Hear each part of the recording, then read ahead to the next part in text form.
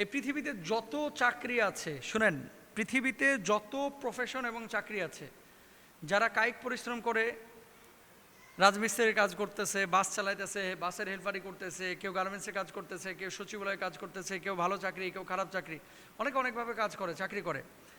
এই পৃথিবীতে সবচেয়ে কঠিন যে চাকরিগুলো, এর মধ্যে উল্লেখযোগ্য একটা কঠিন চাকরি হচ্ছে ইমামতির চাকরি। কিন্তু যদি ফ্যাসিলিটির কথা বলেন, এই পৃথিবীর সবচেয়ে অবহেলিত প্রফেশনগুলোর মধ্যে এই ইমামতির চাকরি হচ্ছে অবহেলিত একটি প্রফেশন। কিভাবে? আপনারা হিসাব করেন ঘন্টা ধরে, তাই না? চাকরি বাকরির ক্ষেত্রে সকাল 8টা তো বিকেল 5টা। আর ইমামতি যারা করে তারা হিসাব করে ঘন্টা না, সেকেন্ড, মিনিট হিসাব করে তারা চাকরি করে। আপনি বলবেন কিভাবে? কোনো ইমাম যদি 1:30টার জামাত 1:35-এ শুরু করেছে, দেখবেন আসরের আগে আর চাকরি শেষ। এত কঠিন। ফজরের নামাজ, আপনি তো ঘুমায় থাকেন। আর আমাদের বাংলাদেশে যে সমস্ত ইমামরা আছেন, এরা রাত্রিবেলায় ঠিকমতো ঘুমাইতে পারে না ভাই। যখনই জাগ্রত হয় বারবার খালি ঘড়ি দেখে, বারবার ঘড়ি দেখে। কেন? না জানি ফজর ওয়াক্ত হয়ে গেছে, না জানি তাহাজ্জুদের ওয়াক্ত হয়ে গেছে, না জানি ফজর আজান দিচ্ছে, কখন দিবে। রাত্রিবেলায় ঠিকমতো ঘুমাইতে পারে না। ফজরের নামাজ নিয়মিত মসজিদে জামাত আদায় করতে হয়, কি শীত, কি গ্রীষ্ম, কি ঝড়, কি বৃষ্টি। এরপর আসেন, ইমাম সাহেব যদি কোনোদিন 1 মিনিট দেরিতে গিয়েছে, অনেকের রোশান আলোয় পড়তে হয়। 24 ঘন্টা মসজিদের ইমামতির জন্য মাথার ভিতরে পেরেশানি থাকে। তারপর আসেন, ইমাম সাহেবরা হাজার মতের মানুষকে মানে তাদের মন মানসিকতা এটা মেনটেন করে চলতে হয়। মুসল্লিদের কেউ আছে সাপুরে, কেউ আছে বাদাম বিক্রেতা, কেউ আছে সচিব, কেউ আছে উকিল, কেউ আছে ডাক্তার, কেউ আছে হুজুর, কেউ আছে তাবলিগওয়ালা, কেউ হচ্ছে চরমোনাই, কেউ হচ্ছে জামাত, কেউ হচ্ছে ইসলামী আন্দোলন। মুসল্লি কিন্তু এক মসজিদে এত ধরনের। কোনো কারণে যদি একজনের মতের বিপক্ষে ইমাম সাহেব গিয়েছে, তাহলে কিন্তু ইমাম সাহেবের উপর অনেক জায়গায় হামলিয়ে পড়া হয়, তাই না? তো এই জায়গাটা থেকেও কিন্তু ইমাম সাহেবকে বিবেচনা করতে হয়, ভাবতে হয়। এরপর আসেন, হাজার মতের মানুষকে নিয়ন্ত্রণ করে ইমাম সাহেব চলছে। সব জীবীদের সপ্তাহে 2 দিন ছুটি আছে।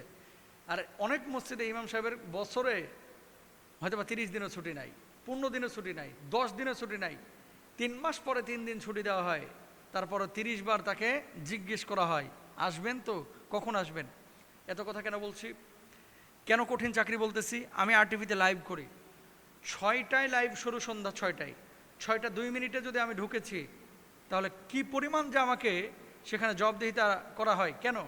এই 2টা মিনিটের দাম মিডিয়ার ভাষায় প্রায় 1,20,000 টাকা, 2 মিনিটের দাম।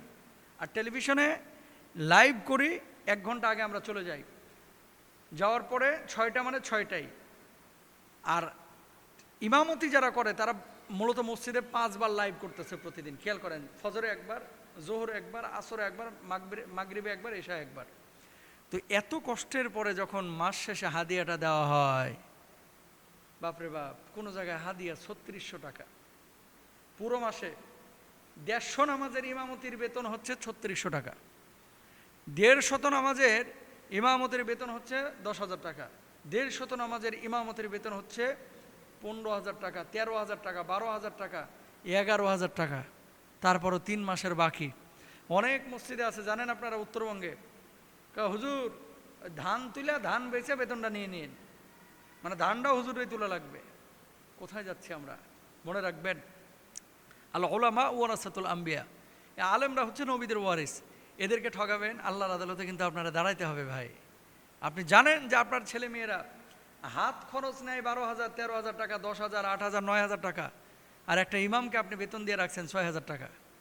ইমাম সাহেবরা আল্লাহ চালায়, আসলে আল্লাহ চালায়, নাহলে কীভাবে চলে? হ্যাঁ, ইমামের রোগ নাই, ইমামের বউ বাচ্চার রোগ নাই, এই জন্য আল্লাহ চালাচ্ছে। কিন্তু আল্লাহ চালাচ্ছে এই কথাটা বলে ভাই অনেকে প্রতারণা করে, বুঝছেন, ভণ্ডামি করে। আল্লাহ চালাচ্ছে বলে এর বেতনটাও বাড়াইতে চায় না, আল্লাহ চালাচ্ছে বলে এর বোনাস দিতে চায় না, আল্লাহ চালাচ্ছে বলে এর কোনো সুযোগ সুবিধা ফ্যাসিলিটি দিতে চায় না। ইমাম সাহেবের বউ আছে সেই গ্রামে, ইমাম সাহেব এখানে এসে ইমামতি করতেছে, ছুটি নাই।